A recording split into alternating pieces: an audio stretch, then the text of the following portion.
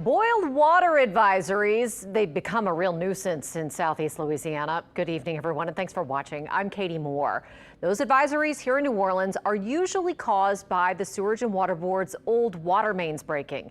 But recently, officials blamed one of their go-to contractors. And Chief Investigative Reporter David Hammer was there to get the answers. Now to an important alert. A boil water advisory is in effect right now in the Little Woods area because of a water main break. That was December 4th, 2024, when a massive water main break here caused yet another annoying boil water advisory for the residents of New Orleans East. Now, often, those boil water advisories can be caused by old infrastructure, but this time, investigators found it went much deeper than that to one of the Sewerage and Water Board's go-to contractors. JLJ Construction LLC has shown a pattern of gross deviation from following the standards set forth by the Sewage and Water Board of New Orleans, a pattern of violations with the State of Louisiana Licensing Board for contractors, and a history of being related to separate boil water advisories in New Orleans East. James Jones's company, JLJ Construction, has been doing work for the Sewerage and Water Board for decades. But the State Contractors Licensing Board found that work has been so consistently bad, it was time to strip Jones of all his licenses. Any discussion? All in favor? Aye. All opposed? Motion carries. We caught up with Jones after the hearing. Do you believe you can be trusted to do this work and not cause additional problems? I've been doing it 20-some years. You know I can do it. I've been doing this work. That's all I do. But the licensing board said Jones has a pattern of mistakes that's costly to taxpayers. The city of New Orleans has had several boil water advisories and also has had to spend hundreds of thousands of dollars to correct these. And it's not just broken water mains.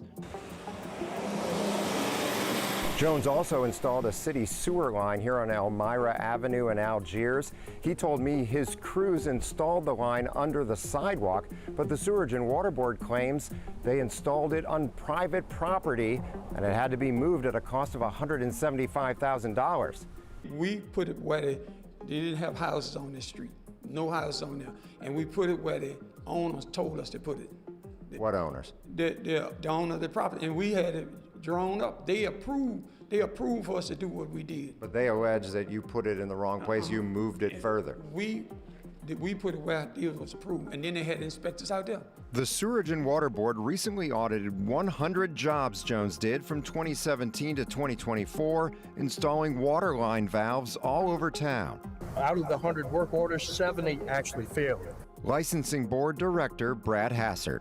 All those projects have to go out again to be corrected, that need to go to bid, which costs money, which costs time, which slows down other projects that are in the midst and potentially could have some impact on projects further down the line that were done improperly. So when people wonder, why are there all these boil water advisories? Why are these street projects taking so long?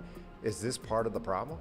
I think it's absolutely part of the problem. Jones claims he's being targeted because of his race. I'm the only black in this city that's capable of doing the kind of work because I got all equipment and stuff.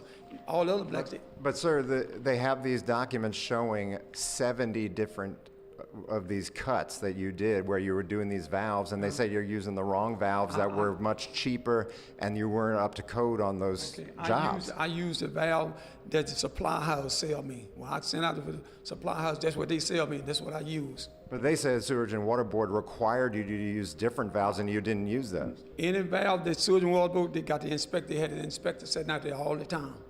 If I did something wrong, what you got the inspector out there for? And Jones does have a point. Sewerage and Water Board Inspector Vincent Harris did approve all those jobs the first time around. All of them approved. They wouldn't give me the water meters if they wouldn't pass.